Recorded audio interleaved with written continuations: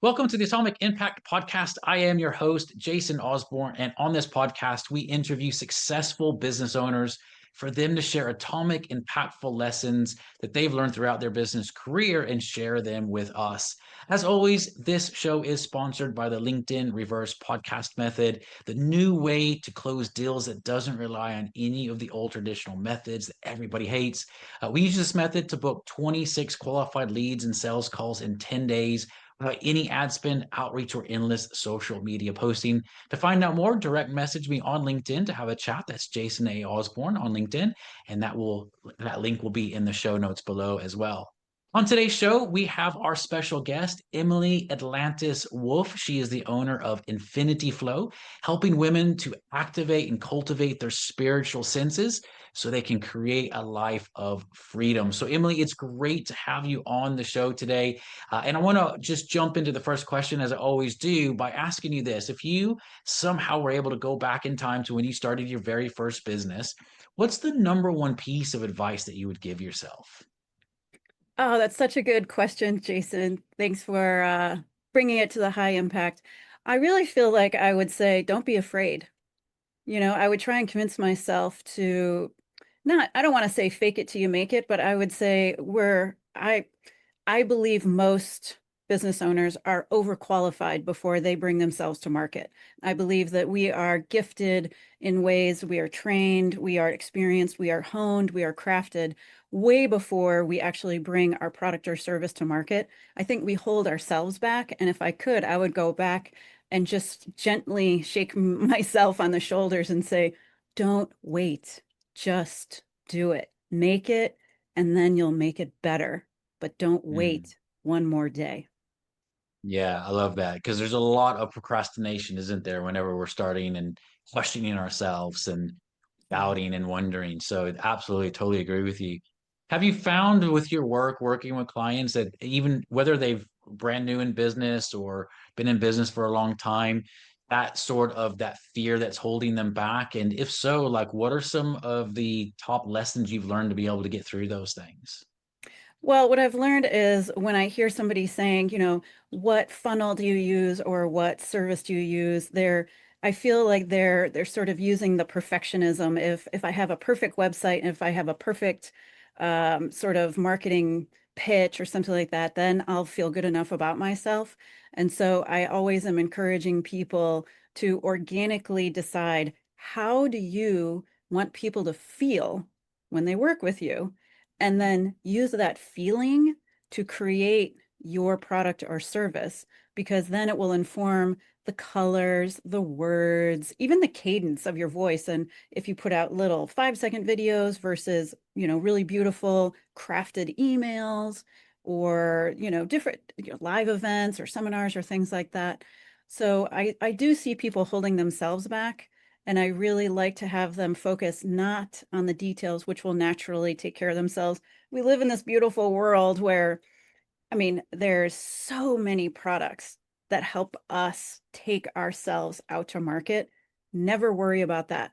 Worry about, how am I going to make people feel? Will they feel safer with me? Will they feel ready? Will they feel prepared? Will they feel vulnerable enough to say, I'm scared of making money? I've been poor my whole life. My family was poor. I see a lot of just the fear of being the one who's getting attention for making money. What, who am I if I'm the one who's making all of this money? Will it change me? Will it change the way people look at me? Will I lose my friends? The fear comes out in so many interesting ways that I like to just let people free flow, kind of like, well, what do you think is holding you back from just putting together that 3-month program? And inevitably they say, I don't feel ready. And then it's like, okay, no problem.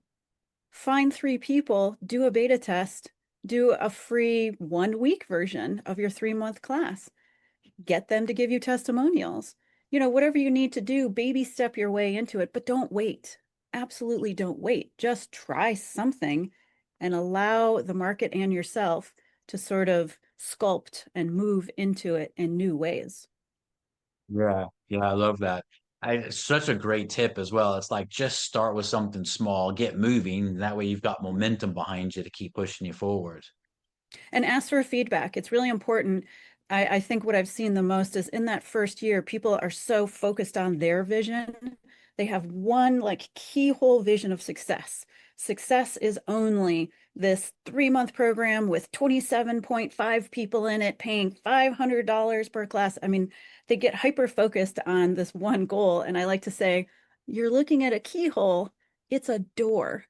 You want to go through the door of abundance and prosperity. So instead of Yeah. you trying to figure out what didn't go wrong, what didn't I do? Just ask for feedback. Constant. After every, if you're doing a little beta class, it's 3 weeks or something like that, every class, just do a real quick, hey, what'd you guys like about that? What would you change? If you Hmm. could change one thing, what would you add? It doesn't need to be critical. It's just, hey, now that you've been through this, was there anything you'd change? Anything you'd add? Inevitably, that's where all of the spark of, oh, really, that makes so much sense. Somebody said, I really like your class. I really like your retreat. I would love a follow-up Zoom call 2 weeks after so we could all get back together. That never occurred to me. That doesn't make, that's nothing but good sense. I don't need to worry about that. It's just an hour of my time. It doesn't cost me more money, but it creates more community and it creates that sense of she listened, she gave us what we wanted. And because of that, those people that went on the retreat all signed up for the next retreat. So I didn't have Hmm. to market the next one. They just said, this has been great. We really like getting together. Let's pick another spot. Let's all do it again. Yeah, I love that. I love it. You mentioned something earlier when you were talking, and I love this because it sums up a lot what I help my clients with as well. But you've put a different analogy to it. And I love it. And you said the keyhole approach. And I'd Yeah. actually like you to expand on that a little bit because I do think that for many people, we go into things whether we're new in business or we're well established, or maybe we're launching a new product or service, where we go, this is the way it's going to be. And we've got, and nothing wrong with that. You need to have a goal and a vision.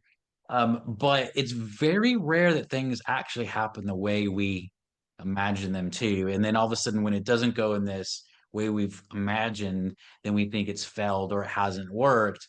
But what I'm Yeah. hearing you say is actually there's so much more opportunity when we look at the door as opposed to the keyhole. So I'd love for you to expand on that because I think there's a huge lesson in this for people to learn. So, as an intuition teacher, it's my job to open up people to questions. One of the things that I do is I teach techniques to clear the energy, kind of clear the noise, get people connected, and then ask questions. I ask questions, I encourage them to ask questions. So, for example, let's say that you want a new house. And so you say, I want a house by the ocean with a white picket fence, 3 bedrooms, a black chimney, a sidewalk, and 1.6 miles from the nearest coffee shop. The universe now understands what you want, but there's one possibility of success. One. Everything else is failure. That's the keyhole. If instead you opened up the door and you said, universe, bring me, which is different than I'm pushing for my vision and my goal, which is very small. It's always very small. Bring me a house that's affordable, that's good for me, that fits my kids, my lifestyle, my dog, that's close to a coffee shop. Now you've opened the door to multiple avenues of happiness, prosperity, and success. Instead of success being one possibility out of an infinite number, now there's an infinite number of possibilities that will bring you success. But you need to shape your question into bring me what you really want a house, really want it to have 2 bedrooms, really want it to be in my budget. Figure out what you want. And it's the same with business. It's just that it's nice to take off the business hat and make it a different metaphor because people can kind of open up to the idea. Yeah. But the idea is you want to say, bring me what you really want and allow for an infinite number of possibilities to equal success. That's the door. Yeah.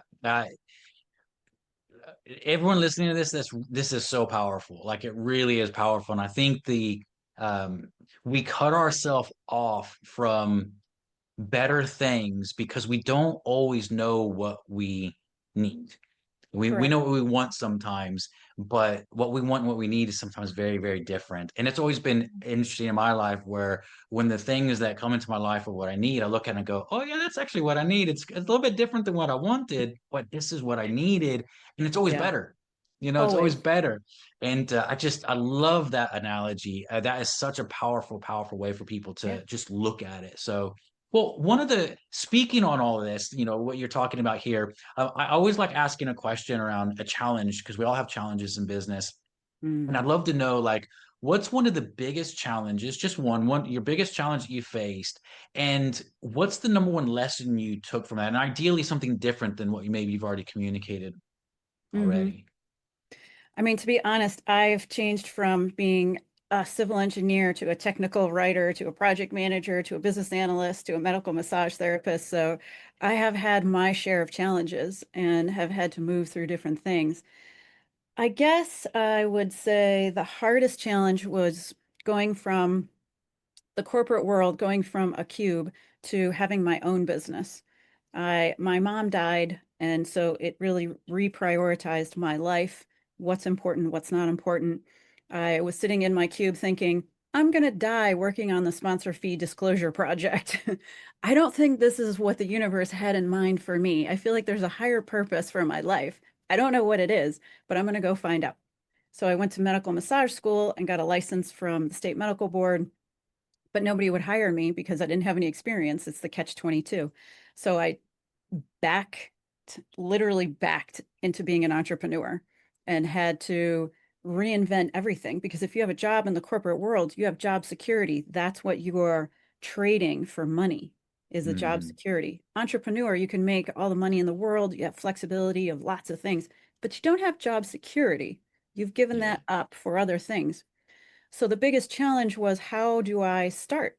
I have all this experience, I have all this brain power. And so I went to a local running club. There was a store that opened selling running shoes. And I said, if I hand out my business card to all your run club members, I will, in exchange, give them a 15-minute massage for free at the end of the run. So it was the idea of partnership, Yeah. partnering with an existing established business. And that's where I started. And I quickly went from there and working out of my house. I have a third floor space, to being asked to work at a gym, at a boutique gym, very expensive, tripled what I was charging out of my house, and then opened my own space. But the partnership of the run club led me to the person who said, I know somebody opening this gym, led me to, I know somebody who has a space, if you can move into a bigger space. My greatest lesson has always been partnering with the right people. And the right people are the ones that have the same level of integrity that I do. And they're into serve selling. They're serving people. Yeah. Yeah. They're Yeah. not telling you, I make this much money. I make, I have 10,000 leads, or I have a big email list or something like that. I can hear when people are in alignment with what I do. And so it's been Mm. easy for me to find partners. They don't need to be a coach. They don't need to be, there's billions of people. I don't believe in competition. I have Mm. zero belief in competition, zero. There are hundreds of millions of people that we can all serve. I would Yeah. love to be in a community, which is what I've created over time, with other people that have this concept of, there's no such thing as sales. You're just helping somebody make a decision. Is this the Hmm. right product or service for me? Yeah. That's why Yeah. it's Love it. easy for me to talk to people. You can't buy anything that I offer by clicking a button. It's get Mm. on a call. Let's Yeah. talk about, are you a good fit for what I have? I don't Yeah. want you to be disappointed, and I want to make sure you're getting what you want or what you think you want. You always get more than what you think you want out of it. But it's Yeah. that. concept of partnership and the lack of competition and understanding it's about community that has propelled all of my businesses, to be honest. Yeah. Love that. So again, there's so many little nuggets in what you've said that are really, really powerful there, which is absolutely amazing. Well, listen, I'm going to say your full name because I love it. So Emily Atlantis Wolf, what's the best way for people to get in contact with you if they want to do so?